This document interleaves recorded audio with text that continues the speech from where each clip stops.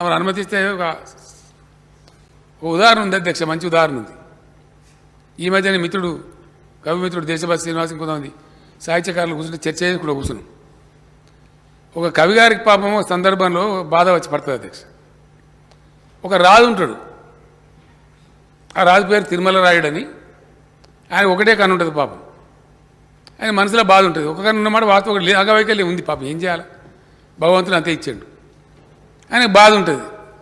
కానీ అందరూ ఏం చెప్తారు, ఈ కవి కూడా ఏదో చిన్న బాధ ఉంటుంది.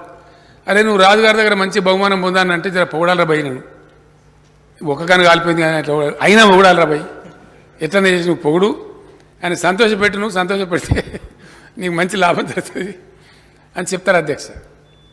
అప్పుడు ఆయన మజబూరిగా పాపం ఏం చేయాలి, ఆయనకు అవసరం ఉంది కాబట్టి ఇష్టం మనసులో లేకపోయినా చెప్తాడు, అన్నాతి గూడి హరుడవు, అన్నాతిని గూడనప్పుడు అసుర గురుండవు, అన్నా తిరుమల రాయ కన్నొక్కటే లేదు కానీ కౌరవపతివే.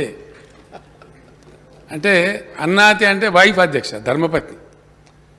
మీ యొక్క భార్యతో ఉన్నప్పుడు నువ్వు తక్కువ మనిషి వాడు, మనకేం తక్కువ, ఒక కన్నా ఎందుకు రద్దు పడతావు, నువ్వు ఒకటి ఉంటున్నది కానీ నీ భార్యతో కూర్చున్నప్పుడు నువ్వు హరుడవు అంటే శివునికి 3 కళ్ళు అవుతున్నాయి, మీ ఆమె 2 నీది ఒకటి కలిస్తే 3 కళ్ళు, కాబట్టి నువ్వు శివునికి సమానం. తక్కువ నువ్వెందుకు తక్కువ అవుతావా, నాకు కానే కావు, నువ్వు కన్ను లేదని అసలు ఫికర్ చేయకు నువ్వు అన్నట్టుగా.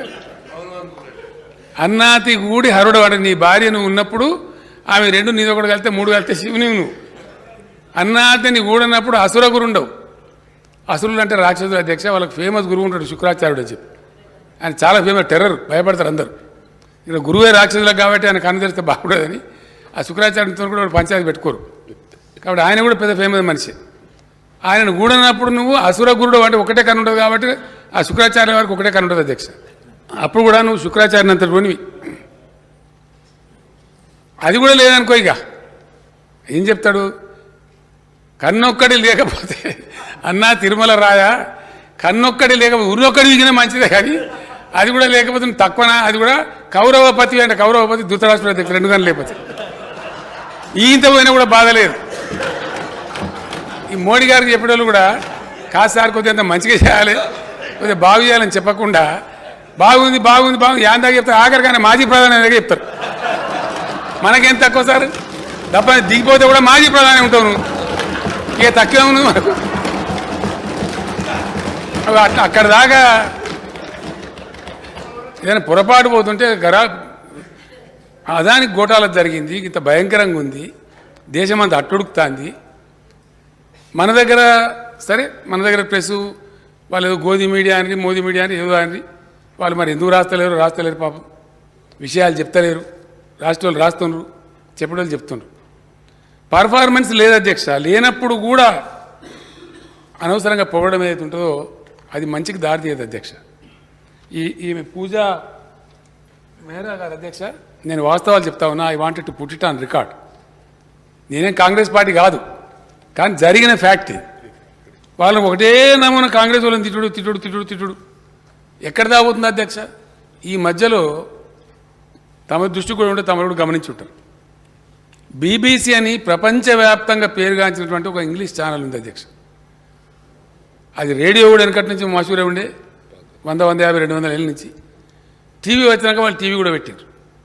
బ్రిటిష్ బ్రాడ్కాస్టింగ్ కంపెనీ అని చాలా పెద్ద ఫేమస్ ఛానల్ అది. వాళ్ళు ఒక కథనం ప్రచురించారు.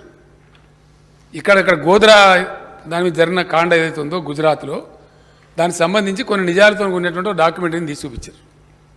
అది దాని బ్యాన్. దేని బ్యాన్? సుప్రీంకోర్టులో భారతీయ జనతా పార్టీకి చెందినటువంటి ఒక వకీలు అశ్విని ఉపాధ్యాయ ఆయన పేరు, ఆయన కేసేసిన అధ్యక్ష, బీబీసీని ఇండియాలో బ్యాన్ చేయాలని చెప్పి. ఇంత అహంకారమా? బీబీసీ అంటే జీ న్యూసా? నీ ఈడీకి బోడీకి భయపడటానికి గంత అహంకారమా? ఎక్కడికి పోతుంది వాళ్ళ అహంకారం? అంటే ఎక్కడ ఆ ఉన్మాదం ఎక్కడికి పోతుంది అసలు?